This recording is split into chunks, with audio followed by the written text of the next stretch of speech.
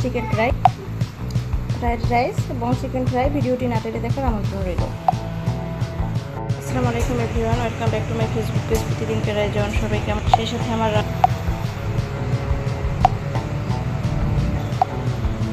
আজকে আমি রান্না করব ফ্রাইড রাইস।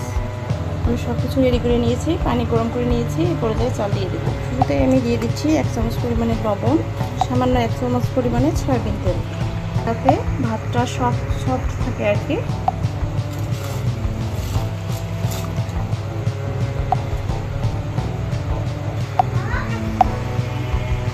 এখানে আমি 3 প্রকারের সস নিয়ে নিয়েছি, সয়া সস, টমেটো সস আর ওয়েস্টার সস। আপনারা বড় বড় সুপার শপে ওয়েস্টার সস পাওয়া যায়, চাইলে সেখান থেকে কিনে নিতে পারেন, আর না চাইলে স্কিপও করতে পারেন। এদিকে চিকেন ফ্রাইয়ের জন্য কয়েক পিস মুরগির মাংস নিয়েছি। মুরগির মাংসে দিয়ে দিচ্ছি লবণ, দিয়ে দিচ্ছি হাফ চা চামচ পরিমাণে মরিচের গুঁড়ো, হাফ চা চামচ পরিমাণে হলুদের গুঁড়ো, দিয়ে দিচ্ছি হাফ চা চামচ পরিমাণে রসুনের পেস্ট, 2 চামচ আদার পেস্ট, দিয়ে দিচ্ছি ধনিয়া জিরে পাঁচফোড়নের গুঁড়ো। এটা একেবারে অপশনাল, আপনারা পছন্দ যারা না করেন তারা চাইলে স্কিপও করতে পারেন। দিয়ে দিচ্ছি কালো গোলমরিচের গুঁড়ো, দিয়ে দিব একটা ডিম, দিয়ে দেবো পরিমাণ মতো ময়দা কর্নফ্লাওয়ার মিক্সড। এবার ম্যারিনেট করে নেব সুন্দর করে। আমি সবগুলো মশলা সুন্দর করে মিক্সড করে নিয়েছি। এবার কিছুক্ষণের জন্য ঢেকে রাখবো।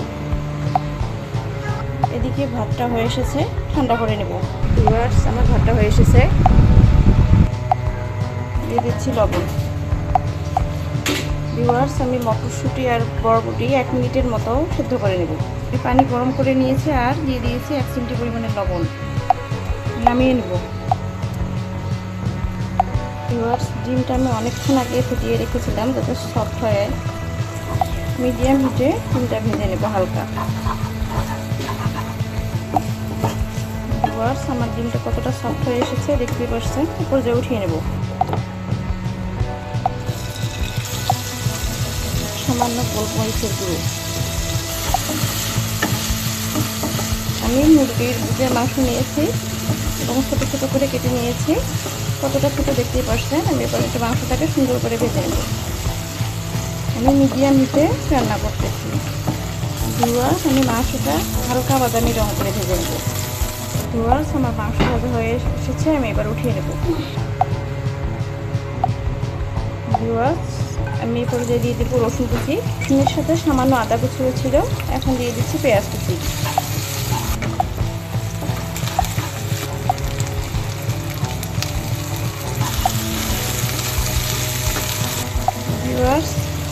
আমি এখন দিয়ে দিচ্ছি টমেটো, কুচি করে রাখা ক্যাপসিকাম 2 প্রকারের, আর দিয়ে দিচ্ছি কাঁচামরিচ।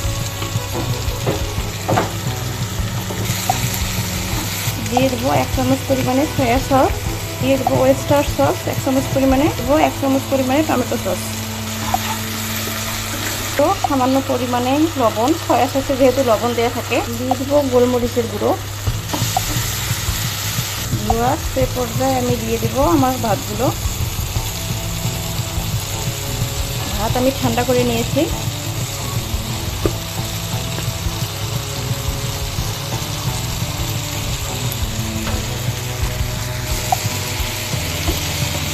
এ পর্যায়ে দিয়ে দেবো মুরগির মাংস আর ডিম।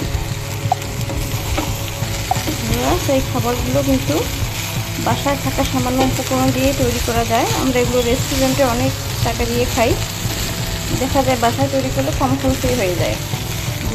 এবার আমার ফ্রাইড রাইস হয়ে এসেছে, আমি এবার উঠিয়ে নেব। আমি হাফ চা চামচ চিনি দিয়ে উঠিয়ে নেব, একটু নেড়ে ছেড়ে।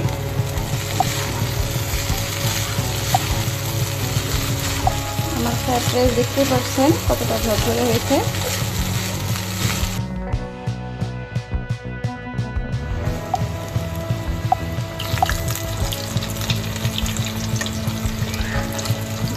আমার চিকেন ফ্রাই দেখতেই পাচ্ছেন কতটা ক্রিস্পি হয়ে এসেছে।